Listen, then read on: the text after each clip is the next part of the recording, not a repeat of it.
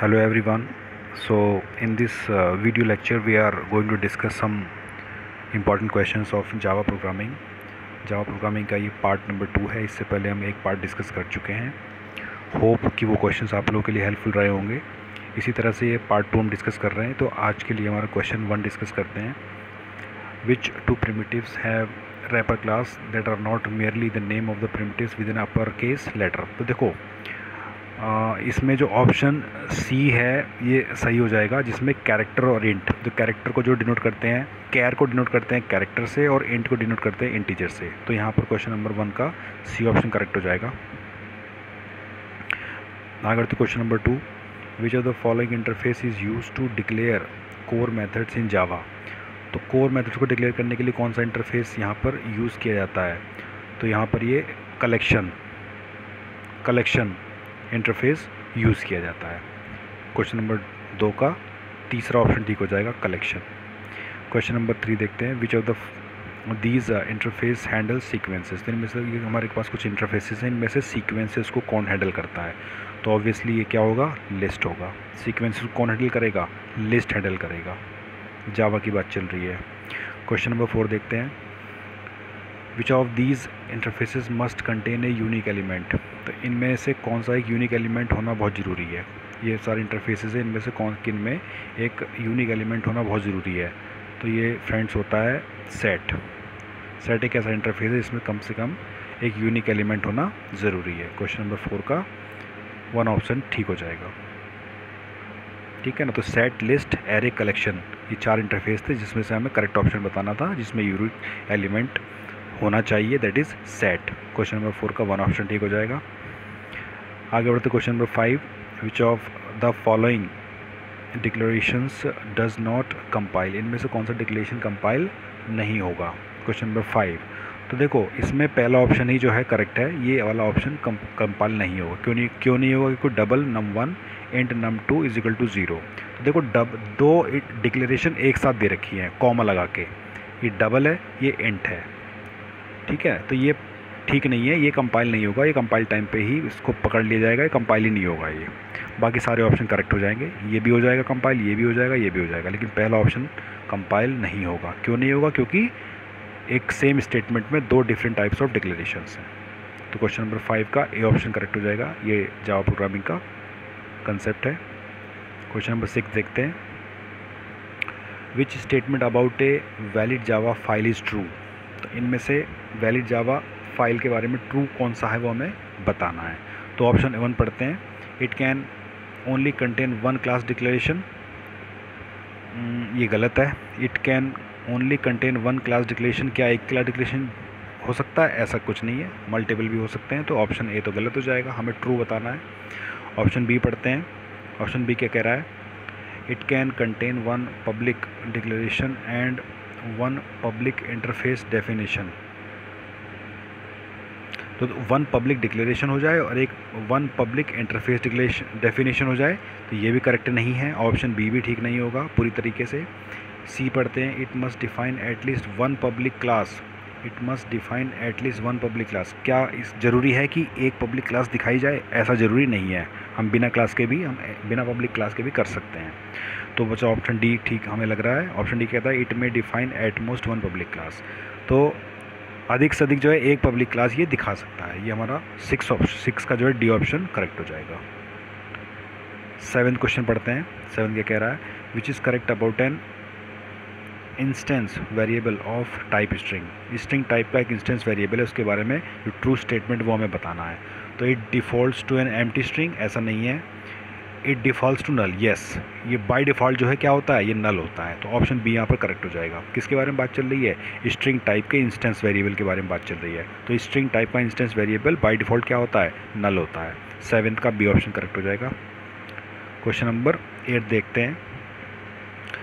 Which of the following does not compile? इनमें से कौन सा स्टेटमेंट कंपाइल नहीं होगा? तो देखो आप देखते हैं इसको बता सकते हो, सी वाला ऑप्शन करेक्ट हो जाएगा, क्योंकि अंडरस्कोर से स्टार्ट हो रहा है. That's why it will not be compiled. बाकी सब कंपाइल हो जाएंगे. ये भी हो जाएगा, ये भी हो जाएगा. ठीक है, दोनों कंपाइल हो जाएंगे. तो 9th क्वेश्चन पढ़ते हैं. 9 क्या कह रहा है? What is true of the finalize method. एक फाइनलाइज मेथड है जावा में, तो फाइनलाइज मेथड के बारे में क्या ट्रू है ये हमें बताना है। पहला ऑप्शन पढ़ते हैं, इट मे बी कॉल्ड 0 और 1 टाइम्स। तो पहला ऑप्शन ही ये करेक्ट है कि या तो ये कम से कम एक बार एग्जीक्यूट ज़रूर होगा या नहीं होगा।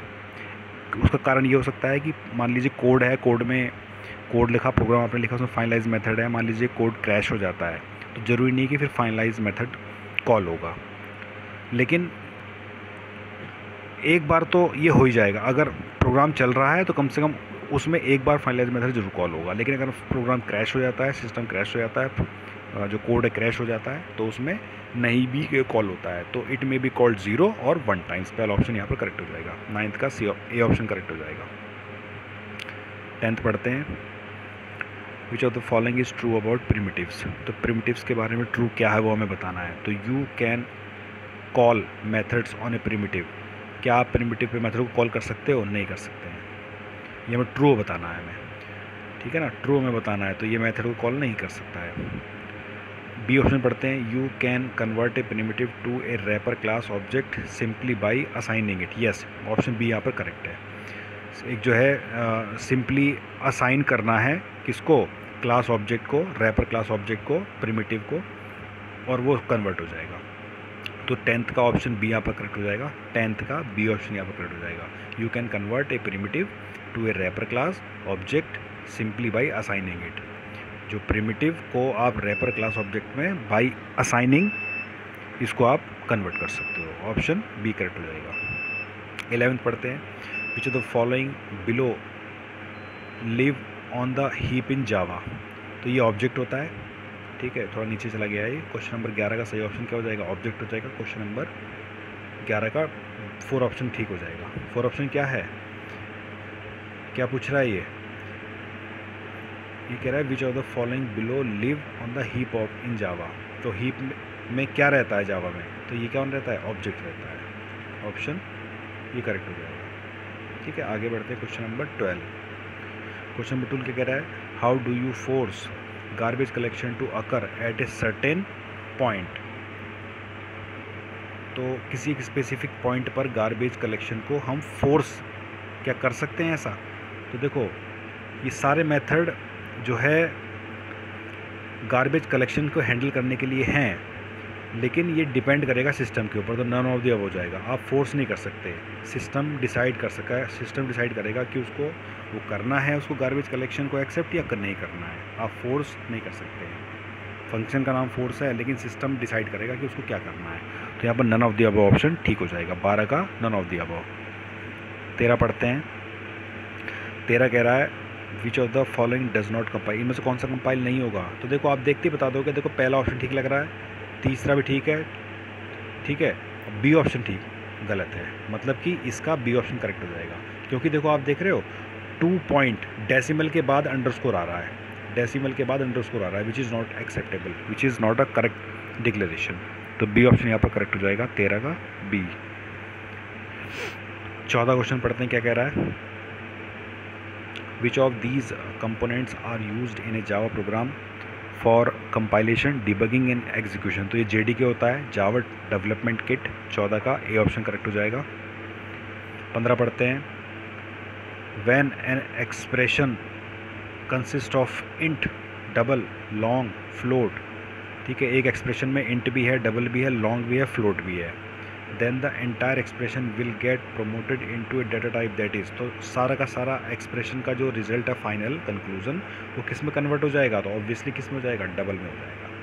फ्लोट, इंट, तो सारा का सारा किस में हो जाएगा? डबल में हो जाएगा। 15 का बी ऑप्शन करेक्ट हो जाएगा। 16 पढ़ते हैं। 16 क्वेश्चन क्या कह रहा है, which of the following operators can operate on A Boolean variable. तो इनमें से देखो कौन कौन से ऑपरेटर्स ऐसे हैं जो बूलियन वेरिएबल पर काम करते हैं। तो देखो, ये वाला एम्परसेंड, डबल एम्परसेंड भी काम करता है किस पे? बूलियन ऑपरेटर्स पे, बूलियन वेरिएबल्स पे। डबल इक्वल टू भी करता है, और ये टर्नरी ऑपरेटर भी करता है। प्लस इक्वल टू ये वाला नहीं करता है, ठीक है ना। तो ABC, डी ऑप्शन करेक्ट हो जाएगा। ABC तीनों ठीक हो जाएंगे, मतलब ये भी करेगा, ये भी करेगा, ये भी करेगा, तो डी ऑप्शन ठीक हो जाएगा। 17 पढ़ते हैं। 17 क्या कह रहा है, what is it called when the child object also gets killed when the parent object is killed in the program। तो इसको बोलते हैं भैया कंपोजिशन।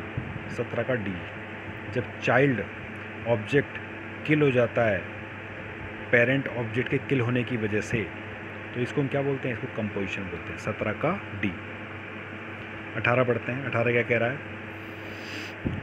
18 कह रहा है how does one identify if a compilation unit is an interface और class from a dot class file. Dot class file है तो वो इंटरफेस है, क्लास है, तो कैसे पता चलेगा? ठीक है, तो देखो ये पता चलेगा जावा सोर्स फाइल हेडर से। तो कैसे पता चलेगा? इसका पता चलेगा जावा सोर्स फाइल हेडर से पता चलेगा कि भैया ये इंटरफेस है या फिर ये क्लास की बात चल रही है। तो 18 का बी ऑप्शन करेक्ट हो जाएगा। 19 पढ़ते हैं।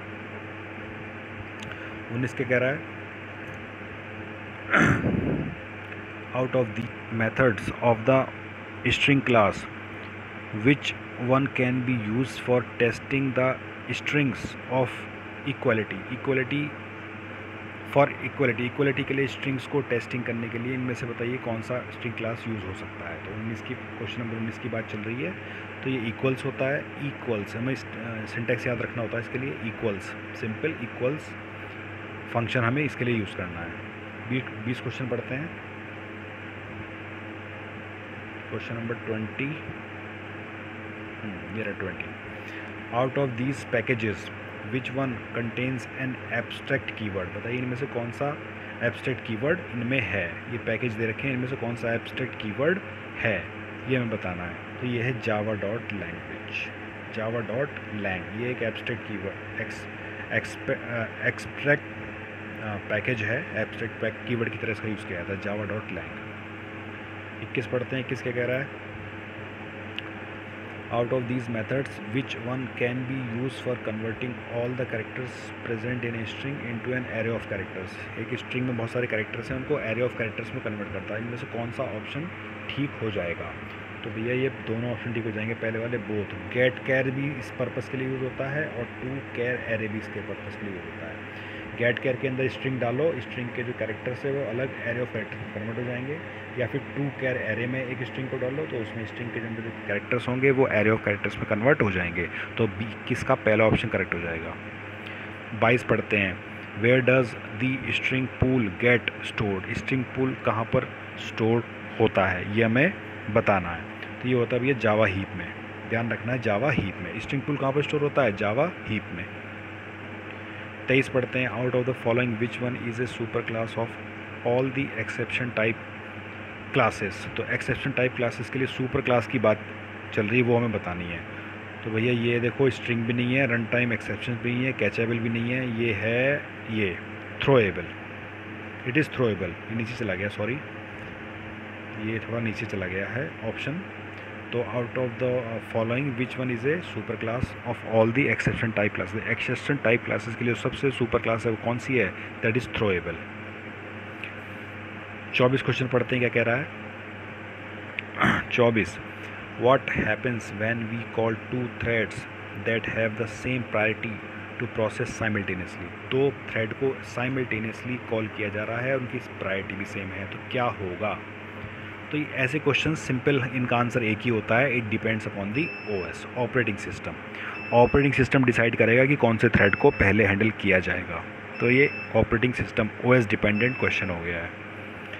विच method can we use in an applet to output string. तो एक एप्लेट में स्ट्रिंग को आउटपुट करना है, तो बताइए इनमें से कौन सा मेथड यूज़ होगा? तो सिंपली तो याद रखने वाला क्वेश्चन है, ये होता है ड्रॉ स्ट्रिंग। एप्लेट में कौन सा मेथड यूज़ होता है? Draw string.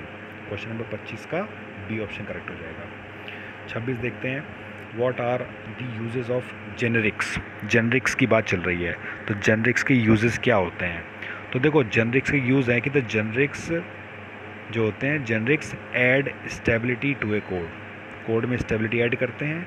They do so by making more bugs detectable at the compile time. Compile time पर ही ज़्यादा से ज़्यादा बग्स को डिटेक्ट करने के लिए हेल्प करते हैं जेनेरिक, इसलिए ये जो है स्टेबिलिटी बनाते हैं कोड में। तो जेनेरिक्स का जो मेन यूज़ क्या है वो ये है कि भैया ये कोड में स्टेबिलिटी बनाते हैं। उसका कारण क्या है? क्योंकि बग डिटेक्टेबल कंपाइल टाइम पर ही ज़्यादा से ज़्यादा ये करने में हेल्प करते हैं।